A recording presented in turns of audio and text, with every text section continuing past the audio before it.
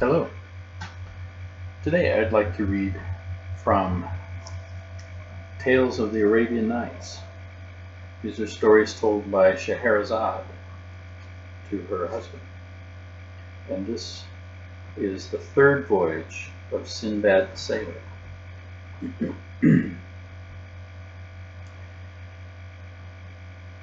Sinbad was a porter who came to Sinbad and was invited to come to his home for a feast and to hear about his voyages. The other guests all returned the same hour, including the porter, whose former life of hard work and poverty already seemed to him like a bad dream. Again, after the feast was over, Sinbad claimed the attention of his guests and began the account of his third voyage. After a very short time, the pleasant, easy life I led made me quite forget the perils of my first two voyages. Moreover, as I was still in the prime of my life, it pleased me better to be up and doing, so once more I provided myself with the rarest and choicest merchandise of Baghdad. I conveyed it to Balsora and set sail with other merchants of my acquaintance for a distant land. We had touched at many ports and made much profit, when one day upon the open sea we were caught by a terrible wind, which blew us completely out of our reckoning, and lasted for several days, and finally drove us into a harbor on a strange island. I would rather have come to anchor anywhere than here, quoth our captain. This island and all adjoining it are inhabited by hairy savages who are certain to attack us. Whatever these dwarves may do, we dare not resist, since they swarm like locusts, and if one of them is killed, the rest will fall upon us and speedily make an end to us. These words caused great consternation among all the ship's company, and only too soon we were to find out that the captain spoke truly. There appeared a vast multitude of hideous savages, not more than 2 feet high, covered with reddish fur. Burying themselves into the waves, they surrounded our vessel, chattering meanwhile in a language we could not understand, and clutching at ropes and gangways, they swarmed up the ship's side with such speed and agility they almost seemed to fly. You may imagine the rage and terror that seized us as we watched them, neither daring to hinder them, nor able to speak a word to deter them from their purpose, whatever it might be. Of this we were not left long in doubt. Hoisting the sails and cutting the cable of the anchor, they sailed our vessel to an island which lay a little further off, where they drove us ashore. Then, taking possession of her, they made off to the place from which they had come, leaving us helpless upon a shore, avoided with horror by all mariners, for a reason you will soon learn. Turning away from the sea, we wandered miserably inland, finding as we went various herbs and fruits which we ate, feeling that we might as well live as long as possible, though we had no hope to escape. Presently we saw in the far distance what seemed to be a splendid palace, toward which we turned our weary steps. But when we reached it, we saw it was a castle, lofty and strongly built. Pushing back the heavy ebony doors, we entered the courtyard, but upon the threshold of the great hall beyond we paused, frozen with horror, at the sight which greeted us. On one side lay a huge pile of bones, human bones, and on the other numberless pits for roasting. Overcome with despair, we sank trembling to the ground and lay there without speech or motion. The sun was setting when a loud noise around us aroused us. The door of the hall was violently burst open, and a horrible giant entered. He was tall as a palm tree, perfectly black, and had but one eye, which flamed like a burning coal in the middle of his forehead. His teeth were long and sharp, and he grinned horribly, while his lower lip hung upon his chest, and he had ears like an elephant's ears, which covered his shoulders, and nails like the claws of some fierce bird. At this terrible sight, our senses left us, and we lay like dead men. When at last we came to ourselves, the giant sat examining us attentively with his fearful eye. Presently, when he had looked at us enough, he came toward us, stretching out his hand, and took me by the back of the neck, turning me this way and that, but feeling that I was mere skin and bone, he set me down again and went to the next, whom he treated in the same fashion.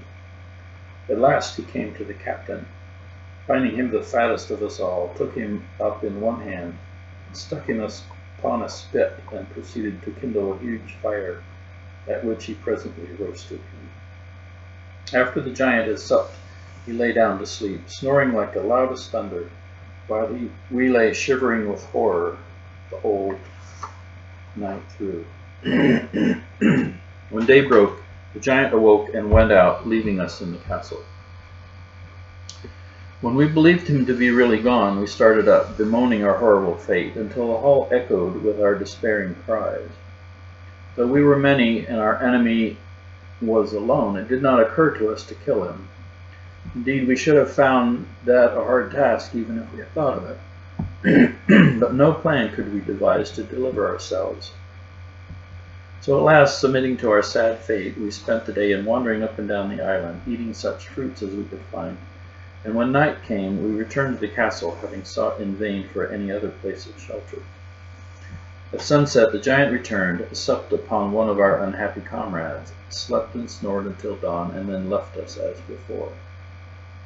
Our condition seemed to us so frightful that several of my companions thought it would be better to leap from the cliffs and perish in the waves at once, rather than to await so miserable an end. But I had a plan of escape which I now unfolded to them, and which they at once agreed to attempt. Listen, my brothers, I said. You know that plenty of driftwood lies upon the shore. Let us make several rafts and carry them to a suitable place. If our plot succeeds, we can wait patiently for the chance of some passing ship which would rescue us from this fatal island. If it fails, we must quickly take to our rafts, frail as they are. We have more chances of saving our lives with them than we have if we remain here. All agreed with me, and we spent the day building rafts, each capable of carrying 3 persons. At nightfall, we returned to the castle, and very soon in came the giant, and one more of our number was sacrificed. But the time of our vengeance was at hand. As soon as he had finished his horrible repast, he lay down to sleep as before. And when we heard him begin to snore, I and 9 of the boldest of my comrades rose softly, and each took a spit, which we had made red hot in the fire. Then at a given signal, we plunged it with one accord into the giant's eye, completely blinding him. Uttering a terrible cry, he sprang to his feet, clutching in all directions, trying to seize one of us. But we had all fled different ways as soon as the deed was done, and thrown ourselves flat upon the ground in corners where he was not likely to touch us with his feet. After a vain search, he fumbled about till he found the door and fled out of it, howling frightfully. As for us, when he was gone, we made haste to leave our fatal castle, and stationing ourselves out beside our rafts, we waited to see what would happen. Our idea was that if, when the sun rose, we saw nothing of the giant, and no longer heard his howls, which still came faintly through the darkness, growing more and more distant, we should conclude that he was dead, and that we might safely stay upon the island, and need not risk our lives upon the frail rafts. But alas! Morning light showed us our enemy approaching, supported on either hand by 2 giants, nearly as large and fearful as himself, while a crowd of others followed close upon their heels. Hesitating no longer, we clambered upon our rafts and rowed with all our might out to sea. The giants, seeing their prey escaping them, seized huge pieces of rock, and wading into the water, hurled them after us with such good aim that all the rafts except the one I was on were swamped, and their luckless crew drowned, without our being able to do anything to help them. Indeed, I and my 2 companions had all we could do to keep our own raft beyond the reach of the giants, but by dint of hard rowing, we at last gained the open sea. Here we were at the mercy of the winds and the waves, which tossed us to and fro all that day and night. But the next morning we found ourselves near an island, upon which we gladly landed. There we found delicious fruit, and having satisfied our hunger, we presently laid down to rest upon the shore.